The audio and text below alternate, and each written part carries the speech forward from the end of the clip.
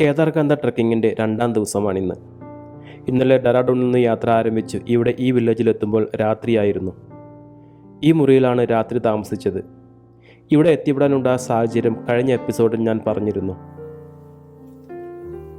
കാലത്ത് 5 മണിക്ക് തന്നെ എഴുന്നേറ്റ് ഞാൻ വീടിന് പുറത്തേക്ക് ഇറങ്ങി. മോറി എന്നാണ് ഈ വില്ലേജിൻ്റെ പേര്.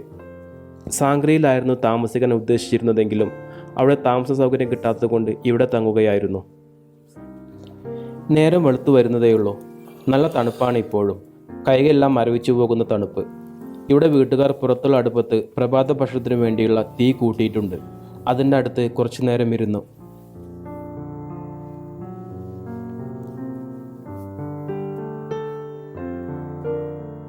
നേരം വെളുത്തിരിക്കുന്നു. ഈ വീട്ടുകാരുടെ അടുക്കളയാണിത്. അവിടെയും തീ കൂട്ടി ഭക്ഷണം പാകം ചെയ്യുന്ന തിരക്കിലാണ്. ഇതാണ് ഞാൻ താമസിച്ച മുറി. ഇവിടെയാണ് ഈ വീട്ടുകാർ താമസിക്കുന്നത്.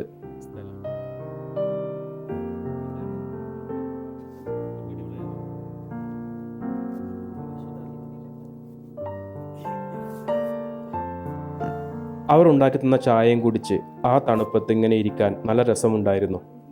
ഹിമാലയത്തിൻ്റെ താഴ്വരയിൽ ഏതോ വില്ലേജിലെ വീട്ടുമുറ്റത്ത് അവർ തന്ന ചായയും കുടിച്ചിരിക്കാൻ കഴിയുമെന്ന്, ഇത്തരമൊരു അനുഭവം ഉണ്ടാകുമെന്നും ഒരിക്കലും പ്രതീക്ഷിച്ചിരുന്നില്ല. ഈ യാത്രയിൽ ഈ ഒരു ഫീലിംഗ് പറഞ്ഞറിയിക്കാൻ കഴിയാത്തതാണ്.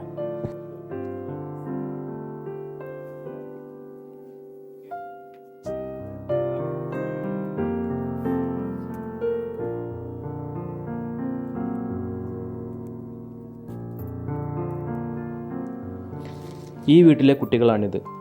അവരുമൊത്ത് സെൽഫി എടുക്കുന്ന തിരക്കിലാണ് നിഷ. നിഷയ്ക്ക് ഇവരുടെ കൂടെയായിരുന്നു ഇന്നലെ കിടക്കാനുള്ള സ്ഥലം ലഭിച്ചത്. യാത്രയിൽ കഴിക്കാൻ കരുതി വച്ചിരുന്ന ചോക്ലേറ്റ് അവർക്ക് വീതിച്ചു കൊടുത്തു. ഇവിടെ നിന്നും യാത്ര തിരിക്കാൻ സമയമായിരിക്കുന്നു. സാംഗ്രിയിലേക്ക് പോകാനുള്ള തയ്യാറെടുപ്പിലാണ് ഞാൻ. ഉത്തരാഖണ്ഡ് യാത്രയുടെ 8ാം ദിവസമാണെന്ന്. ഹിമാലയൻ യാത്രയുടെ 2ാം ദിവസവും. സാംഗ്രിയിൽ നിന്നാണ് ട്രക്കിംഗ് ആരംഭിക്കുന്നത്. ഈ ഒരു ഗ്രാമം വിട്ടാൽ പിന്നെ മൊബൈൽ നെറ്റ്വർക്കൊന്നും കിട്ടില്ലത്രേ. ഞങ്ങളെ വിളിക്കാനായി ഗൈഡ് എത്തി.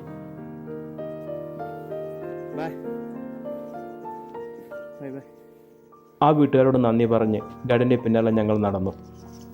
സാംഗ്രിയിലേക്കാണ് യാത്ര. ഇവിടെ നിന്നും 30 കിലോമീറ്ററോളം ദൂരമുണ്ട് സാംഗ്രിയിലേക്ക്.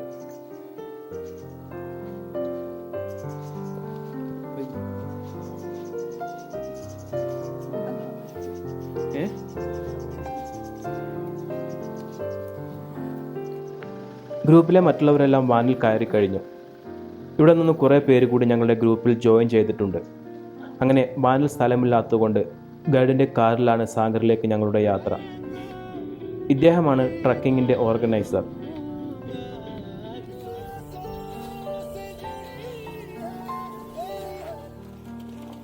മോറിയുടെ ഗ്രാമവീതിയിലൂടെ കാർ മുന്നോട്ട് പോയിക്കൊണ്ടിരിക്കുകയാണ്.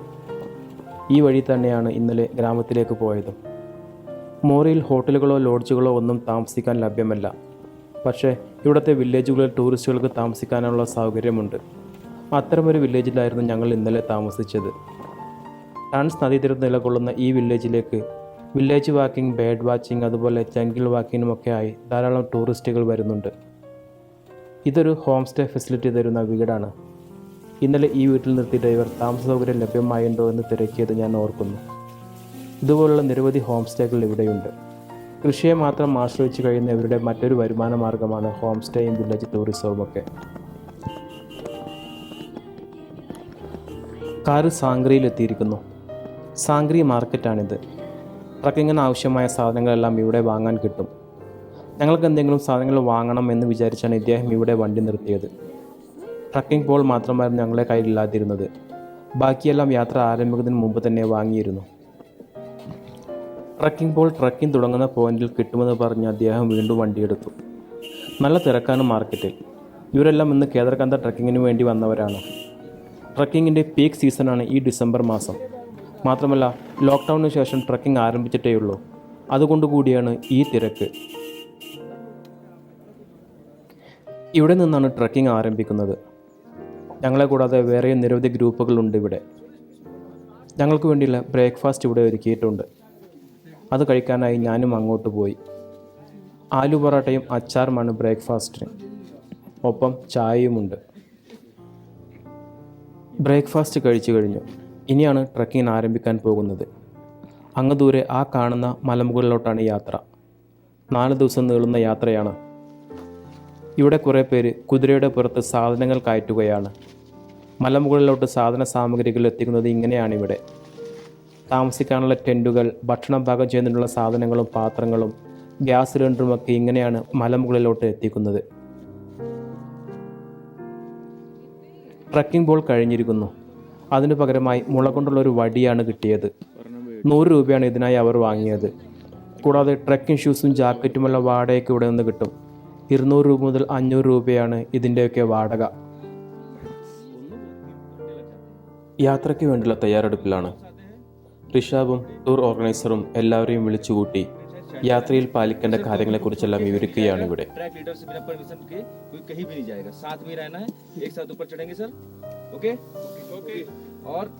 अपने सारी चीजें कैरी कर लेना सर, ठीक है. पानी बॉटल रख लेना सभी ने अपना, सबके पास सेपरेट, सबके अपने अपने पानी पहले खुद पीना, बाद में दूसरे हेल्प करना. ओके.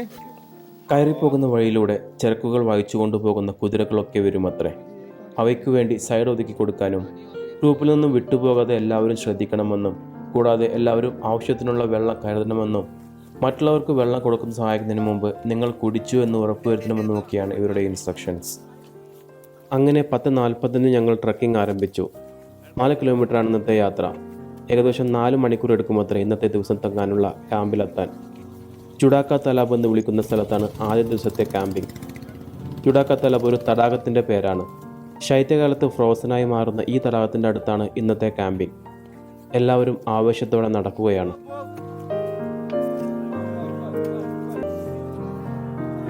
കുറച്ചു ദൂരം ടാറ്റ റോഡിലൂടെ നടന്നു. ഇനി ഇവിടെ നിന്നും ഈ വഴിയിലൂടെ മുകളിലോട്ട് കയറണം. കുത്തനെയുള്ള കയറ്റമാണ്. തുടക്കത്തിൽ തന്നെ കുത്തനെയുള്ള കയറ്റമാണ്. ഈ 4 കിലോമീറ്ററും ഇങ്ങനെയുള്ള കയറ്റം തന്നെയാണത്രേ. ഈ ഒരു കയറ്റം കയറുമ്പോൾ തന്നെ കിതക്കാൻ തുടങ്ങി. ഓക്സിജന്റെ കുറവ് കൊണ്ടാണ് പെട്ടെന്ന് കിതപ്പ് അനുഭവപ്പെടുന്നത്. മുകളിലോട്ട് കയറുന്തോറും ഓക്സിജന്റെ അളവ് കുറഞ്ഞു വരും. ട്രക്കിംഗ് ബുക്ക് ചെയ്തപ്പോൾ തന്നെ എന്തൊക്കെ സാധനങ്ങളാണ് ട്രക്കിംഗ് സമയത്ത് കയ്യിൽ കരുതേണ്ടതെന്നുള്ളൊരു ലിസ്റ്റ് ഇവർ അയച്ചു തന്നിരുന്നു. അതിൽ കുറേ മരുന്നുകളുടെ ലിസ്റ്റും ഉണ്ടായിരുന്നു. അതിൽ പ്രധാനപ്പെട്ടതായിരുന്നു ഓക്സിജന്റെ കുറവ് മൂലം ശരീരത്തിലുണ്ടാകുന്ന പ്രശ്നങ്ങളെ അതിജീവിക്കാൻ എടുക്കുന്ന ടാബ്ലറ്റ്. അതെടുത്താൽ ഓക്സിജൻ കുറവ് മൂലം ഉണ്ടാകുന്ന ബുദ്ധിമുട്ടുകൾ ഒരു പരിധിവരെ പരിഹരിക്കാനാവും.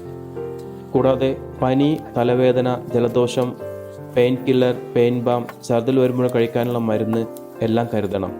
എപ്പോഴാണ് ഇതൊക്കെ ആവശ്യം വരുന്നത് എന്ന് പറയാൻ പറ്റില്ല.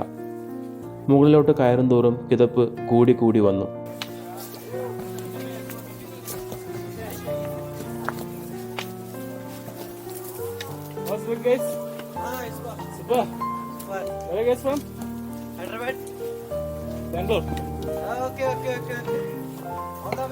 Thank you so much.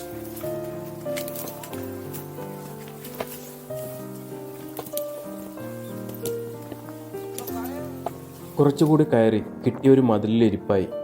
ഏകദേശം 1 കിലോമീറ്ററേ കയറിയിട്ടുള്ളൂ. അപ്പോഴേക്കും ഇതാണ് അവസ്ഥ. എല്ലാവരുടെയും അവസ്ഥ ഇത് തന്നെയായിരുന്നു. തുടക്കത്തിലെ ഈ കയറ്റം കുറച്ച് ബുദ്ധിമുട്ടാണ്.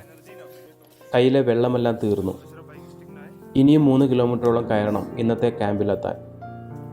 മഞ്ഞുമലയുടെ വിദൂര ദൃശ്യം കാണാൻ പുറകിൽ. അതുപോലുള്ളൊരു മലമുകളിലോട്ടാണ് ഞങ്ങളും കയറിപ്പോകുന്നത്. ആ ചിന്ത മനസ്സിനും ശരീരത്തിനും കുറച്ച് എനർജി നൽകി. കുറച്ചു നേരം അവിടെ ഇരുന്ന് വീണ്ടും യാത്ര തുടങ്ങി. അവിടെ ഇവിടെയായി ചെറുതായി സ്നോ കണ്ടു തുടങ്ങിയിരിക്കുന്നു.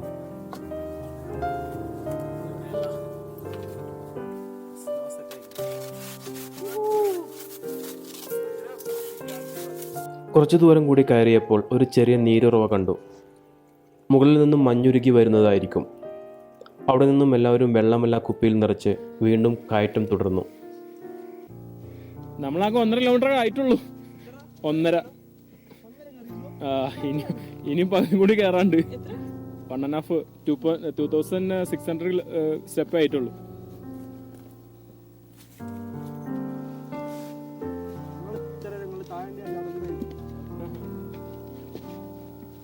എന്താ പറഞ്ഞേ?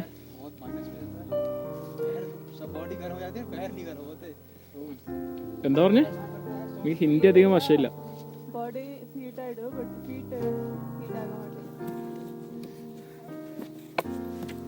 എല്ലാവരും ഓൾ ദ ബെസ്റ്റ് പറഞ്ഞിട്ടാണ് പോകുന്നത്. Is it? Base camp it's so cold. Base camp so cold, no? कितना 15 -15 or We didn't check it. okay. There's no internet. Oh yeah. Submit for internet मिलेगा. Okay. So how many days you took? Dani? We went to Halgaon first and Okay. then base camp and then summit. Okay, 3 days. Okay. Okay, return. Okay. Cool. Anyway, What is your plan? Direct? yeah, no. We have a 4 days plan actually. 3 kilometer we are staying, then another 4 kilometer. Yeah. Then three alts are there actually. It's the same thing. Yeah, same yourself. Okay. See. Actually, we are from Bangalore. That is why I understood by the accent. It's Oh, you're. I'm from Bangalore. Oh, where it is? It's Vivipuram. You? We were HSR layout. Nice. Okay. I understood from the accent. Okay. Cool. Anyway, Bye. we'll meet someone in Bangalore. Sure. 4 ദിവസത്തെ trekking കഴിഞ്ഞ് വരുന്നവരാണവർ. ബാംഗ്ലൂരിൽ നിന്നുള്ള ടീംസാണ്. മുകളിൽ ഭയങ്കര തണുപ്പാണെന്നാണ് അവർ പറഞ്ഞത്. ചില സമയങ്ങളിൽ -20 വരെയാണ് മുകളിലത്തെ താപനില. വരുന്നവരോടെല്ലാം പ്രധാനമായും ചോദിക്കുന്നത് സ്നോഫാൾ കിട്ടിയോ എന്നാണ്. കേദാർനാഥ് ട്രക്കിങ്ങിന് വരുന്നവരുടെ എല്ലാം ഒരു ആഗ്രഹമാണ് സ്നോഫാൾ കിട്ടുക എന്നത്. ഈ ഏരിയയിൽ സ്നോഫാൾ ഉണ്ടായിട്ട് ഏകദേശം 3 മാസത്തോളമായി എന്നാണ് അറിയാൻ കഴിഞ്ഞത്. സ്നോഫാൾ കിട്ടാത്തതിൻ്റെ നിരാശ അവരുടെയൊക്കെ വാക്കുകളിൽ പ്രകടമായിരുന്നു. മുകളിലോട്ട് കയറുന്തോറും സ്നോ കൂടുതൽ കാണാൻ കഴിയുമെങ്കിലും സ്നോഫാൾ എക്സ്പീരിയൻസ് ചെയ്യുക എന്നതാണ് പ്രധാനം. അതിന് ഭാഗ്യം വേണമത്രേ. അപ്രതീക്ഷിതമായിട്ടായിരിക്കും പലപ്പോഴും ഇവിടെ സ്നോഫാൾ ഉണ്ടാകാറ്. ചിലപ്പോൾ അപകടകരമായ വിധം സ്നോഫാൾസ് ഉണ്ടാകുമത്രേ.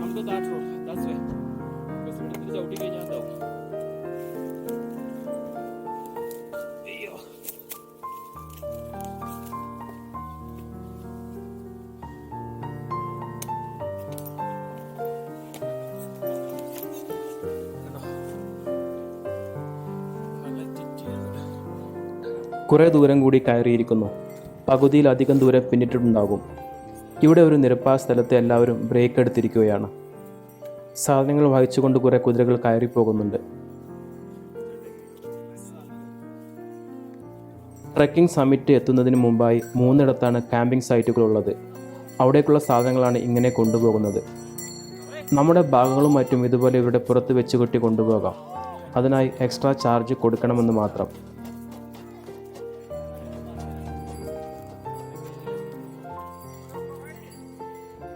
ഞങ്ങളെപ്പോലെ തന്നെ അവരും വിശ്രമിക്കുകയാണ്.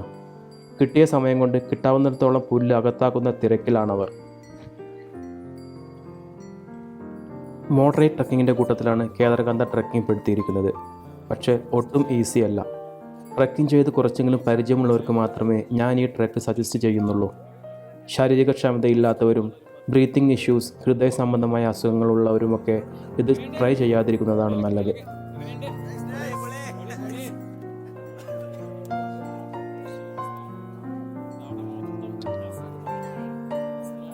കുറച്ചു നേരത്തെ വിശ്രമത്തിന് ശേഷം ട്രക്കിംഗ് വീണ്ടും ആരംഭിച്ചിരിക്കുകയാണ്.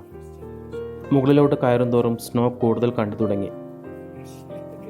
3 മാസം മുൻപേ പെയ്ത മഞ്ഞിൻ്റെ ബാക്കിയാണത്ര ഇതെല്ലാം.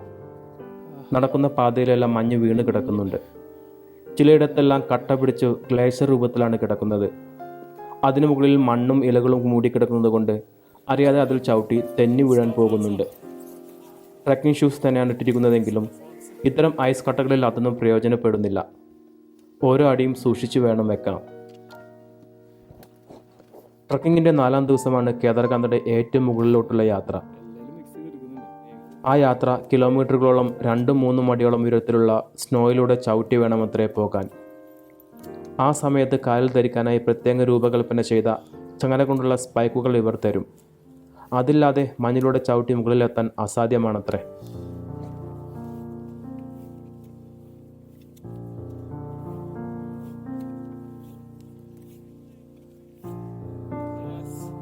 ആ പൈൻമരക്കാട്ടിലൂടെ കുന്നുകൾ കയറിയും ഇറങ്ങിയും അവസാനം ഇന്നത്തെ ഫിനിഷിംഗ് പോയിന്റിൽ എത്തിയിരിക്കുന്നു.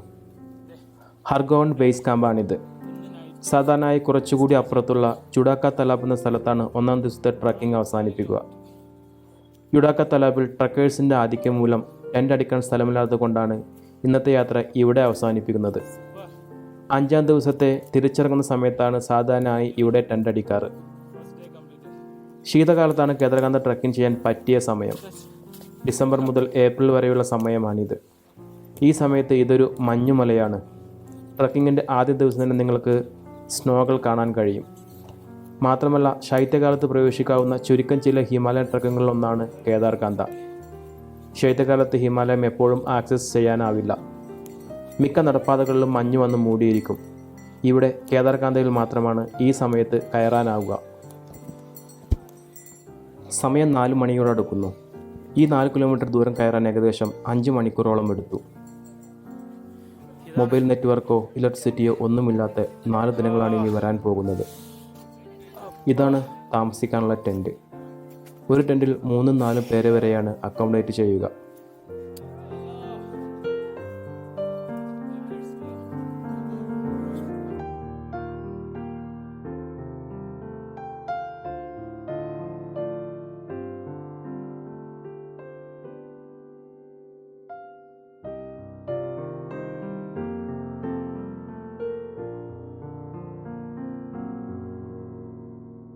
ഇവിടെയാണ് ഭക്ഷണം പാകം ചെയ്യുന്നത്.